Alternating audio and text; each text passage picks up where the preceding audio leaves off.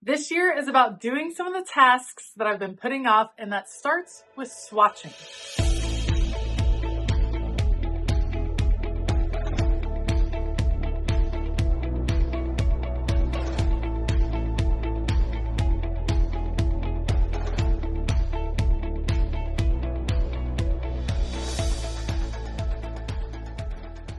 Hey y'all, I'm Elisa, the Scrappy Wife behind ScrappyWife.com, and today I am starting a whole series of projects. I am working on organizing my new craft studio and really getting some of the micro detail work done. And one of the things that has been on my list for a while that I haven't ever done would be swatching. I want to do a lot more swatching of supplies in my space. And today we're going to start with washi tape. So I have a whole washi tape wall. I spent some time in the fall working on creating books of my PET tape, but today we're going to dive into washi tape. So if you want to see how I plan to swatch my washi tape collection, maybe be inspired to start organizing some of your supplies, let's go. Okay, so why do we need to swatch supplies? Swatching supplies gives you samples, sample colors, sample patterns, sample textures, gives you samples so that you can plan your project. Having some sort of swatch book or swatch ring, something that you can grab that is close to you in order to swatch some things in your collection can be so helpful in many different ways.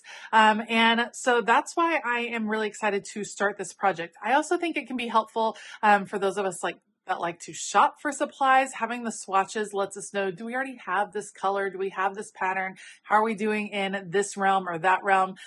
So I love the idea of having a collection of the different swatches of washi tape that I have on my walls. So I am planning on using this book. This is a journal from Live Love Posh. It is beautiful.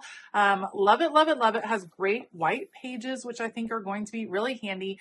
And I want to start using this as my swatch book. Now, I don't know how much is going to fit in this book. Ideally, this would be the best spot to swatch a ton of things in my craft studio, not just washi tape, but also markers and pens and paint and things like that, which may happen. It might work out to be able to do that. And I'm hoping to be able to add to this book as I go. We're going to start with washi and kind of see how it goes. I'm going to, for the time being, I have these little tabs in all the different colors. I'm going to use this to kind of tab. Actually, maybe I'll just use, I could label these. That kind of goes with the feel of the book. I can set off different sections with those tabs just to kind of stay organized. And then hopefully we'll be able to add to this book throughout the year. But I think washi is one of those supplies that I have so much of that perhaps this is the best one to start with, because we'll see how much room it actually takes up. All right, so here's the process. I have a wall of rainbow washi. We're going to start pulling things down. We're going to start organizing it and swatching it into this book. I am not going to be labeling where the washi comes from. If you are starting this process and you know where your washi is from, I highly recommend labeling and doing it in that manner.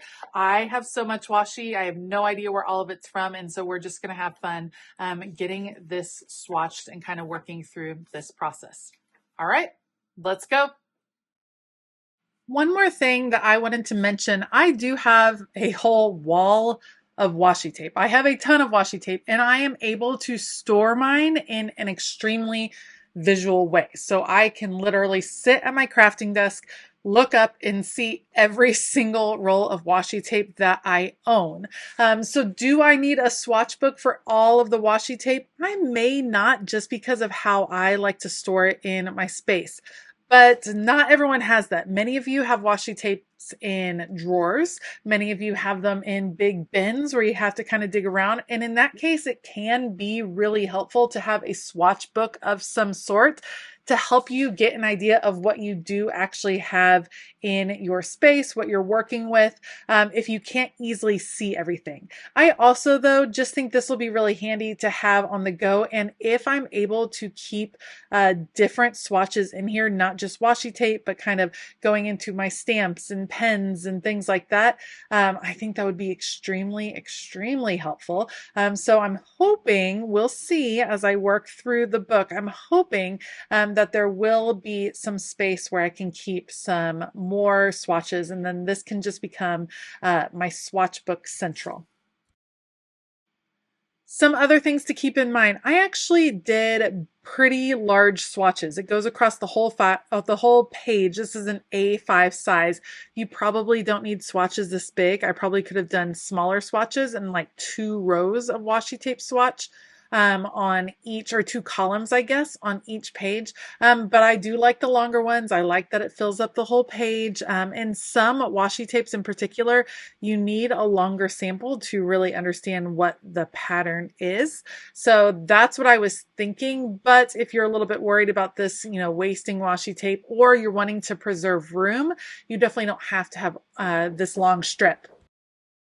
Another thing to keep in mind is that you want to have room for your swatch book to be able to grow. Meaning, I didn't want to put all of these washi's down in color order, loosely in color order, and not have space to add more black and white washi, because I am perfectly aware that there will be more washi coming into my life in the future. So after each particular color, I skipped 2 pages in the book. That leaves room for a lot more washi to go in those pages, so that as I bring things into my collection, I can add them in, and it'll all work out just fine. Will that work? I mean, maybe not forever, but it's going to last me a pretty long time. I think 2 pages probably holds, another 20 to 30 different washi tapes of each color. That's a lot of different washi tapes. So as they come in and as the collection expands, then I can continue to kind of add those in as needed. Now, you see me working here. I'm watching a wonderful YouTube video and I'm having a good time.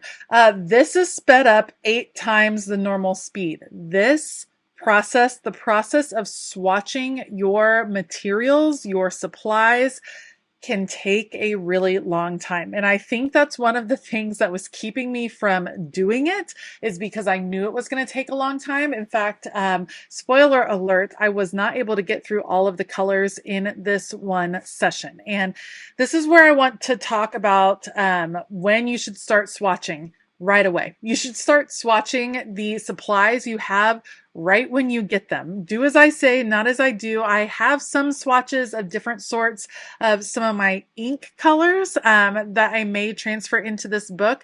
But the truth is I put off swatching, and it's a darn shame, because I put it off so long that now it's become a really aversive task. Like, I just don't want to do it. And because I kept putting it off, then now it's harder and harder and harder. This is going to take me some time, and some of the most satisfying organization things we do in our spaces take a while, and it's very natural to want to do a quick fix, to want to do a project that, in an hour you're done and you feel good about what's on. Like, that's great. And that's awesome. And I'm all about quick wins, but there are going to be some things in organizing that take you longer. And sometimes when we watch organizing on YouTube, because I definitely watch a lot of different organizing, we don't get the right picture of how long something is actually going to take. So when you're doing something like this, yes, I have an extreme washi collection, quite extreme. I have a ton of washi, but we all have different supplies that are a little extreme, if you know what I mean. So just go in knowing it might take some time. It doesn't mean it's not going to be rewarding. It doesn't mean it's not going to be worth it in the end, but you need to have a realistic picture of how long things are going to take, and try not to get discouraged when you're in the middle of it. Give yourself little benchmarks, little, signposts to hit, almost, to where you give yourself breaks and you start to really see how a project is coming together. Now, not pictured at this point is the fresh snack and fresh drink that I have over to the side, because if you're going to do something tedious, you might as well make it fun. Put on your favorite YouTube video, put on a great movie, listen to some great music, and just have fun swatching. The other thing that it was a surprising side effect, is that I was able to test all of this washi. When was the last time you tested all of your rolls of washi? I actually got rid of a couple of rolls because they were a hot mess. They would not tear and they were ripping in weird They were awful. They're awful. So this allowed me to kind of test my supplies. So that is definitely a plus in my book. So as someone that needs to go through and destash washi almost on a continual basis, because I often have washi rolls that are coming in to my studio, it was nice to kind of test some and get them out of the way because they just no longer function. Okay, I think today we are going to stop on the green washi. We got several different colors done, made some progress, but let's be realistic. I cannot sit in one place for 4 hours swatching washi. I can do it for a limited amount of time, and I'm going to talk to you about how I plan to finish this project. But I also want to hear, what are some of the supplies that you like to swatch in your craft studio? What are the ones that you really spend the time to get that done? All right, y'all. So I'm about a third of the way through the washi tape collection. It's taking time, and I want to always be honest with you all, especially this year as I'm getting into some micro organizing. Guys, it doesn't just happen in one video or in one afternoon. It would take me hours to sit here and swatch all this washi, and that's just not very practical. So I swatched a lot of the washi. We got all the black and white. We went into the brown and also purple, blue, and green. So we're working our way through the rainbow. But I think what is practical is that over the next week, I will sit down and do a color at a time, or a row of washi at a time, and then build this up. So if you are swatching, it's tedious and it's hard to get it all done. So don't beat yourself up if you don't get it all done in one sitting. It's okay. So I think that's a good start. Here's my questions for you. Do I add the tabs and mark it like this is washi tape? I do think I'm going to have room to add other things in this. I guess I should do all of the washi tape first, update you guys, and then we'll see if I want to have a different type of swatch book for some of the different supplies in my space. So stay tuned on that. But should I label by color or just have this be washi tape? I mean, it's not going to be hard to find the colors. It's going to be in rainbow order, and then there's going to be rainbow themed washi. So we'll update that. I will update that, but that's the start of the project. These things, organization takes time. It's one of the reasons why we're spending a whole year on organization over on Patreon. We're going on a journey. We're doing challenges each month to help us get organized, knowing that it is going to take time. It's not just a 1 month project. It's not just a weekend project. Really, truly organizing your stash and the things in your craft area. It's a journey, and I'm here for it. I think it's going to be awesome. And I think it's going to be rewarding in the end. Thank you so much for joining me today. I do have Live Love Posh linked down below. That is where I got this journal, which is absolutely beautiful. And I do want to give a huge shout out to my Patreon community. I want to thank them because they cheer me on in projects just like this. I cheer them on in all of their organizing, tedious projects that take multiple weeks, multiple weekends, and they cheer me on as well. And if you want to be part of that, you can head over to patreon.com/ScrappyWife to find out more. All right. I hope that you have a fabulous day. And as always, keep it creative.